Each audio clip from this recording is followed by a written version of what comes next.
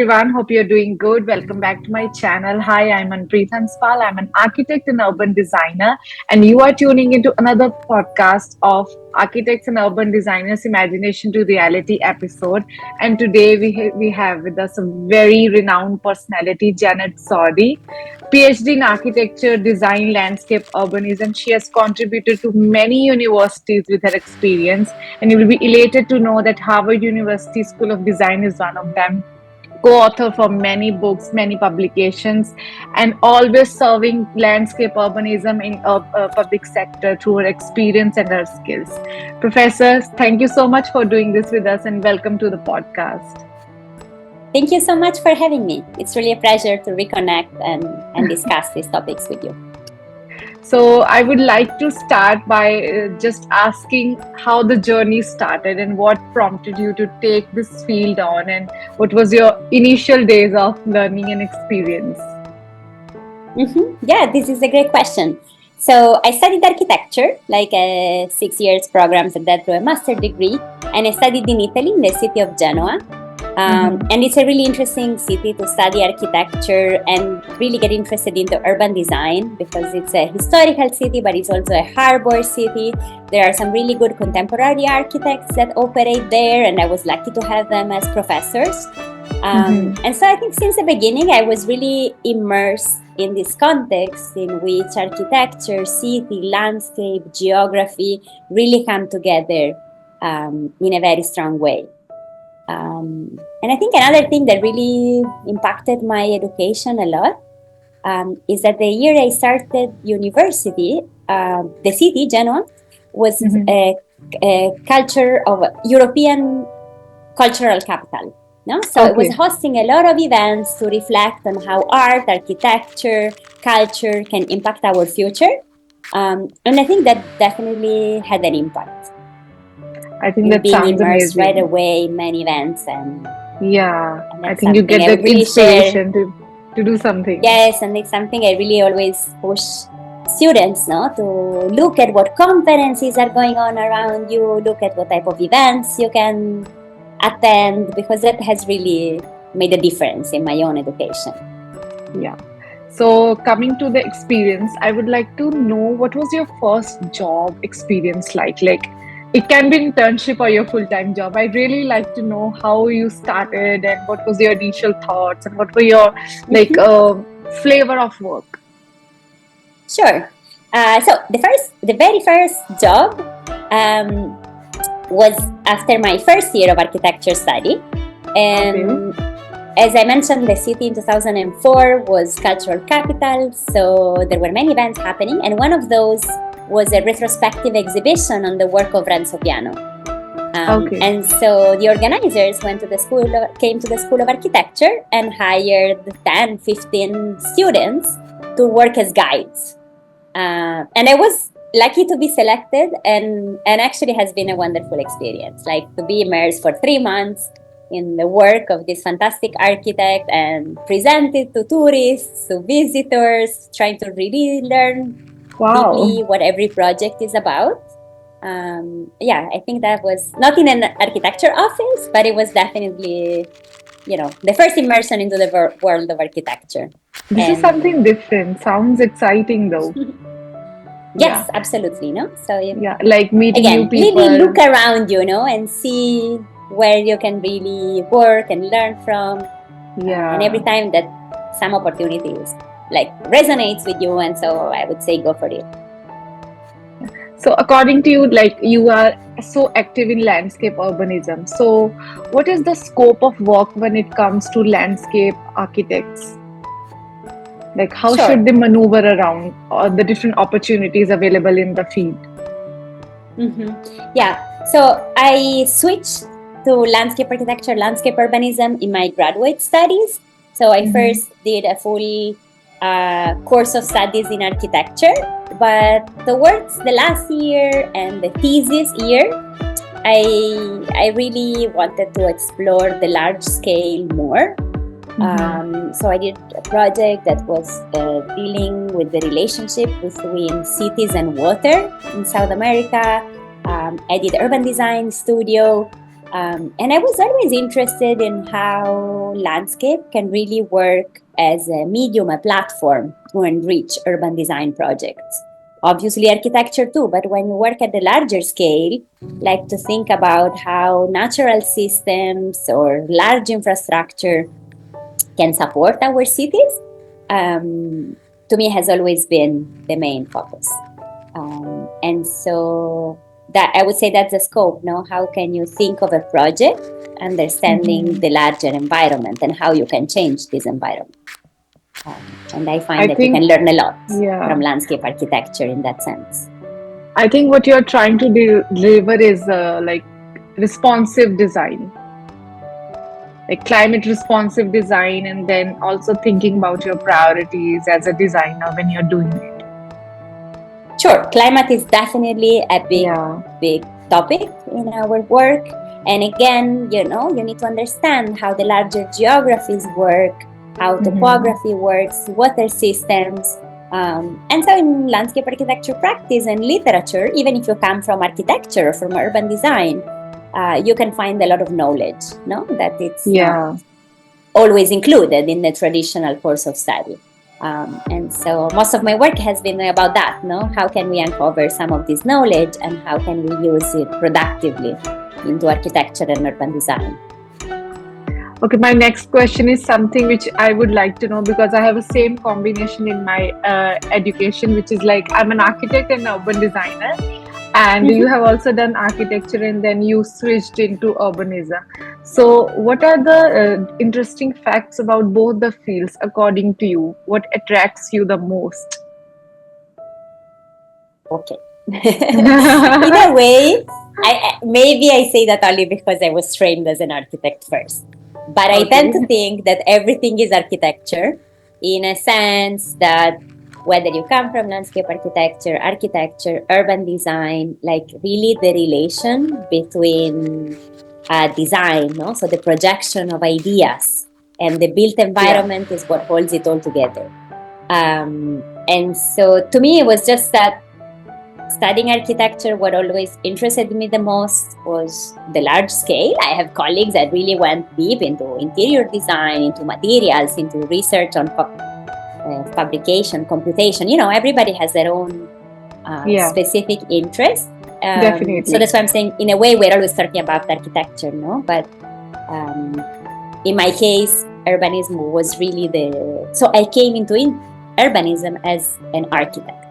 Others get into it through geography, for example, or Yeah, through planning, no? And that's a different mindset.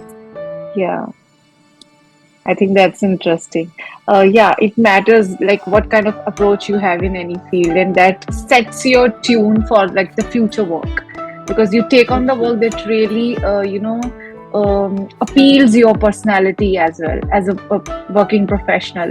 It should entertain your inner creativity as well. So I think that is Mm-hmm. really important. Okay, so Professor, can you share some of the new design innovations or any interventions that you think are like really good amalgamation of technology and functionality in architecture? Like these innovations of technology are really helping designers to achieve their goals. Mm-hmm. Sure. I mean, we have more and more tools on our hands Mm-hmm. to design. Like if we just think about AI, this easily allows you to Yeah, brainstorm ideas, to evaluate the performance of a building, and to quickly run through different scenarios, and they, like develop the one that interests you the most. So, for example, we use it to brainstorm ideas with students and so mm-hmm.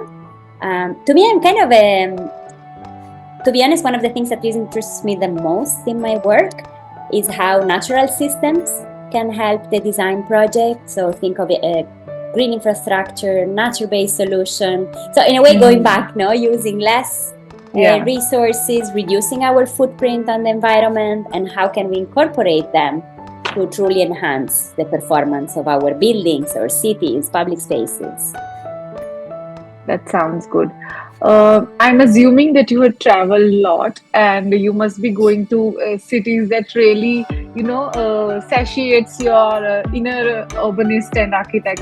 But I would like to know what is one city, which city that you travel and you felt like, okay, they're really considering urban design in a most responsive way?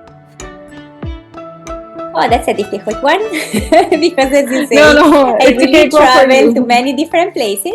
Maybe I can make a couple of examples. Yeah, So this summer, I was invited to a summit in Barcelona. yeah. And that's definitely a great city to learn from in terms of urban design and planning. The Hmm. city was the layout of the city goes back to the 19th century, no, the Plan Cerdà, and it Yeah, was already designed in a way that could be incrementally grow, no, still yeah. maintaining enough space for infrastructure, green Hmm. infrastructure, communities within the blocks, and truly at the human scale. And it's quite exciting to see how they keep updating these projects and work with these projects. So now many of the roads that were for traffic now are being transformed into parks, greenways. Hmm. So really keeping up, no, with time and Yeah, contemporary ideas. I think that's definitely a city that every urban designer should visit at some point in their life. that's really nice. I remember I did a project in Barcelona once. It was a private villa, and I enjoyed Huh. working on it. I never had the chance to go for a site visit because of COVID restrictions, but I thoroughly enjoyed, doing my R&D online and then researching the site and everything because I had a limitation of not being able to visit it personally and yet be able to, cater to the expectations of the client. So I think that was another ball game. Okay, so now I want to ask you something which is really interesting, which is how is the public sector reacting to the new developments that taking place? Like the government is really, I can talk about New York. I have been there for so long that like the beautification of few public plazas, parks, and then all the amenities that are being introduced. What is your take on them? Like, how do you perceive it? Is a great question. I mean, it depends a lot on the context. As you said, you made example Yeah. of New York City. I work a lot in Latin America and the Caribbean. So that's Yeah. again another field in Europe. Um, so it really is context related.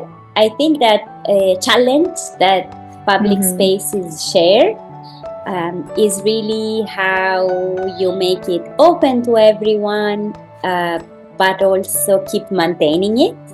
Yeah. So that's how you see a lot of I don't know, public spaces with private use or privately owned public spaces that are open to the public. Like there are often these kind of agreements because really like being able to find the funds to develop good projects Mm-hmm. and also maintain them um, is not an easy one.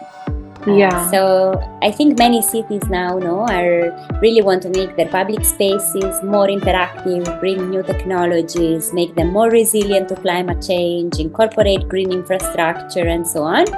But it's a process, and since they're Yeah. public spaces, obviously communities have to be are involved. They want to speak up what they need, what they want the most, and everybody has to come to an agreement, no? Which is exciting. Yeah. It's Exactly. absolutely relevant, but it also takes its time and it's a Yeah. process. I think that's a very good point that has been raised by you because I know Gramercy Park, like it's there in Manhattan and a very well maintained park, but it's a private park. Like it's only open to the people residing nearby and it's not open to the public. That anybody who just cross by cannot enter it, just open to the residents. And I used to laugh about the fact that maybe that's the reason that it's maintained so well and it's really clean and everyone is really attracted towards it because somehow when you open something to a large group of people it gets hard to maintain. Either you're really focused about behind the scenes to maintain it, but I think that Mhm. needs a lot of work, and then at the same time funds and bills have to be passed to being able to generate all that manpower that requires for the maintenance of any public space. and then the Mhm. facilities that are included. Okay, when we are talking with you, we cannot leave Italy behind. Yeah, Of definitely. course. Yeah, of course. And Italy is one of those dream cities, I would say. I mean, most of the people that I know in architecture, they dream of traveling to Italy because of its architecture, the cinematic significance, and then also we cannot, hype enough because it's already been there on everyone's mind. And how do you decode architecture, like Italian architecture? Sure. Yeah, you studied really, you were a bit unlucky, with all these COVID policies because now New York Yeah. Tech has reinstated the Italy programs. Mm-hmm. So, like the study abroad programs, and for the past 2 years, they went to Italy. And every year this changes. And you're right. Like, I think one of the most interesting things about Italian cities and about going to Italy as an architect or a designer is that you really see how cities change over time and how different layers overlap. Yeah. So, like, it's really at the human scale, but mostly because humans have been transforming these cities for centuries, no? And so they kind of adapted it to Yeah. their own ideals and needs and aspirations. And I think that's what makes the cities so charming. Maybe one thing I can say about contemporary architecture in Italy is that because of that, it's often difficult for architects to find Mm-hmm. opportunities because everything is kind of protected and considered historical and cultural value cannot be changed. And there is always a sort of Yeah. anxiety about that. But I see now that they're organizing several competitions, for example, to design new school buildings. And I Mm-hmm. see these competitions being won by young architects, by very talented mid career architects, with contemporary designs that really think about the future, not just about how Yeah. we work on the past. And I think that's really exciting, and I'm happy for them, and I can't wait to see all these buildings built. Yeah, I think Italian architecture is really inspiring. I love the detailing part of it. And anybody who is lacking a little bit of inspiration, they should look at all the Italian history and everything. I remember when we were studying history in architecture, like in my master's, I used to dream about all those palaces and those grandeur of luxury. And they really inspire you in some way because in today's time, many people are trying to do an amalgamation of classic contemporary architecture. And I think this is the time when they look back in the history and they dig deep and they try to, pull out certain details from the classic architecture, where they don't want to implement really typical classes architecture, but they are trying to, I would say, implement few details so that they can make really modern architecture looks little bit royal and classic at the same time. So I think that's a really good thing. Okay, so one last word of wisdom for the budding architects and the urbanism professionals who are trying to, find their footing into this field. Well, if you ask me, I would say really be open to everything that is happening around you. Be Yeah. proactive. So, as you study architecture or as you begin your career, really keep your eyes and ears open for opportunities where you can maybe start getting a job or just contributing to a project, maybe volunteer to be part of a team that is participating in an architecture competition. Like Mm-hmm. really these opportunities that are not, they don't have such a strict entrance level, no? And where you can truly play and brainstorm ideas and learn from the people that were there before you, that are a little bit more advanced in their Yeah. career. And that's true at every stage of your career. So also when you are an experienced professional, you can still learn new things, no? And always search for where you can make an impact and where your interests can be Yeah. translated into reality and projects. I would like to add one thing to it that always try to find good mentors. I think Absolutely. Yeah, it's really important. People do underestimate that how your faculty, like professors or anybody, it can be your directors at college or in the job, or any mentor who is professionally sharing the same industry experiences. They can really guide you through the process, and then obviously you take the advice and then you do how you feel like and you perceive and you pursue your career. But I think a good mentor can really, you know, bring great opportunities in front of you, and you can really pick out your favorites from them. Yeah, absolutely. And it also works the other way around. So, for example, Yeah, I'm still in contact with my professors, my two yeah, or three of my best professors that had an impact in yeah, my studies and early career. yeah, And the truth is that I always try to, as you did with me today, yeah, as anytime I exactly. was setting up a project, maybe I was inviting them to Yeah, participate, and then at the different opportunity, because in a way, that also gives um, more credit to your proposal. yeah, So no, you think always that you reach out to people that have more experience so that they exactly. tell you what to do, no? But sometimes you can also do the other way around, and you have an idea and you just need somebody that says, yes, this is a good idea, go ahead, and that makes Yeah, your life a bit easier. And I yeah, have done this, I keep working with some of my professors, but yeah, it's often me, inviting them to just be there and yeah, support the exactly. ideas. I And I think think this is sometimes you always. need that confirmation and you need that little pat on the shoulder that okay, you're doing good. Just keep moving in this direction. It's going to lead you somewhere great. And I think it's always good to learn from your professors, and you should keep learning because they are already experienced and they are growing. As you are trying to grow in your career, they are already growing and they have achieved a certain sense of intelligence, and you should always try to learn from their experiences and what's their thought process and make the most of it.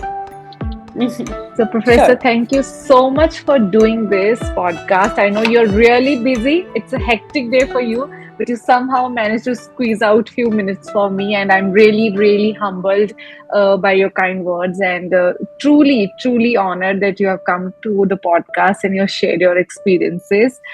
Thank you so much. And to everyone who is going to watch this on YouTube, and then for all the audio listeners on our Spotify, if you like this podcast, please like, share, and subscribe to my channel. And I will just put her LinkedIn in the description in case you are an architect or an urban designer and you're looking for some inspiration. Just go on her LinkedIn and see what incredible work she is doing, and you will be so inspired. Thank you, Professor. Thank you so much for coming on this podcast. Thank you. Thank you very much, and congratulations on all you do and your achievements. Thank you so much, and I hope you keep guiding us through the process.